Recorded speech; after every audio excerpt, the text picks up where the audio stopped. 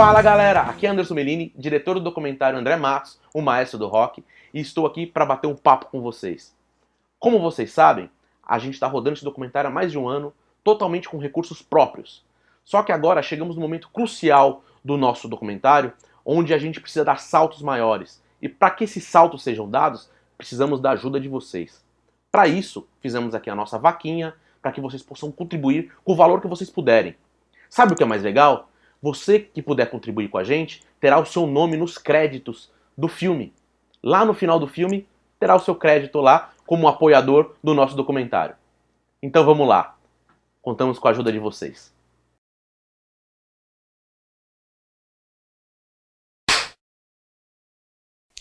Uma história que eu tenho com meu primo foi em 1994, se eu não me engano.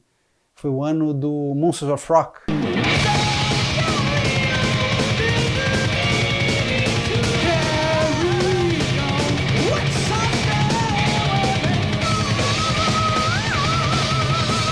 E eu tava lá no nosso prédio, né, no prédio onde meu avô morava, eu passava o dia inteiro lá com ele, com todos os primos, enfim.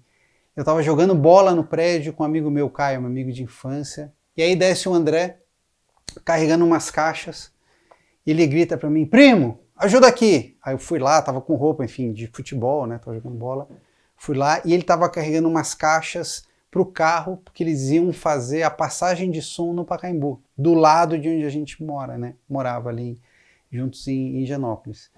E aí eu fui ajudando e tal, eu perguntei, mas o que você tá indo fazer? Não, a gente vai passar o som lá no Pacaembu.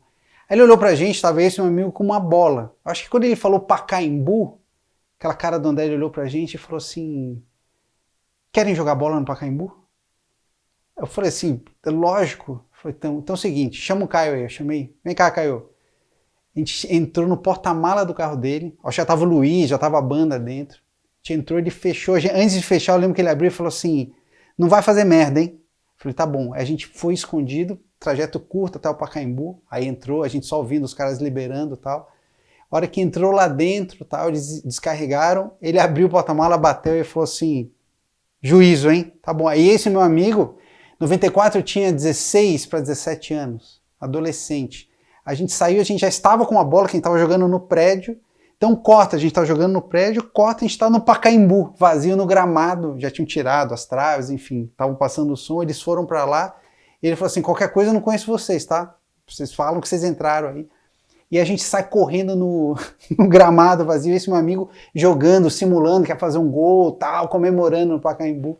Obviamente, dos 5 minutos veio um segurança em inglês e falou assim, vocês não podem jogar aqui, que é isso? Aí ele abriu a porta, a gente saiu pela porta do Pacaembu com a bola e voltou pro prédio para jogar futebol. Então, graças ao André, meu primo, no dia da passagem de som do Monsters of Rock, eu e meu amigo de infância, que estávamos jogando bola num prédio ali do lado, fomos terminar a partida no Pacaembu vazio, e foi a única vez que eu fiz um gol no Pacaembu sem ter a trave. Para mim, eu fiz o gol, comemorei com a torcida ali do Corinthians, mas tudo na ficção, graças ao André.